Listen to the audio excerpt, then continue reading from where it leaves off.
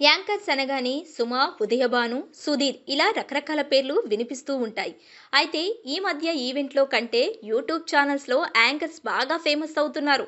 అలా ఫేమస్ అయిన యాంకర్స్లో రోషన్ ఒకడు.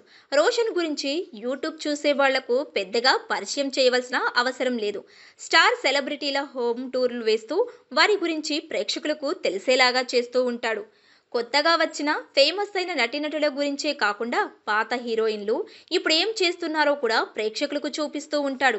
బిజీగా గడుపుతున్న లైఫ్ లో చిన్న బ్రేక్ తీసుకుని ఎంజాయ్ చేయాలి అనుకుంటున్నారా? అయితే వెంటనే ఆర్వీ వెకేషన్స్ ప్రైవేట్ లిమిటెడ్ ని సంప్రదించండి. మరిన్ని డీటెయిల్స్ కోసం సంప్రదించండి 7997979960.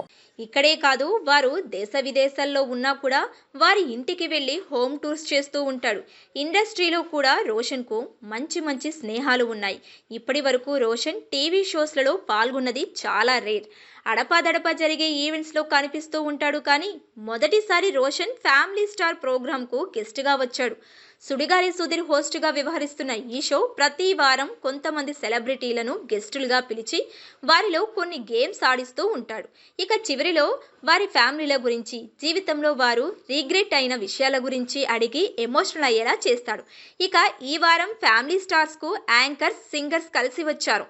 Anchor Shiva, Roshan, Shivajyothi, Manjusha, Soumya Rao, singer Sakith, Mangli sister Indravathi చౌహాన్తో పాటు మరో ఇద్దరు సింగర్స్ గెస్టులుగా వచ్చారు. వారితో సుధీర్ ఒక ఆట ఆడుకున్నాడు.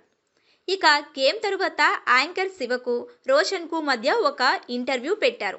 ఇద్దరు వివాదాస్పద యాంకర్స్ మధ్య ఘాటు ప్రశ్నల మధ్య చర్చ జరిగింది. నీ యాంకరింగ్ జనాలందరికీ నచ్చుతుంది అని నువ్వు అనుకుంటున్నావా అని శివ రోషన్కు ప్రశ్న వేశాడు.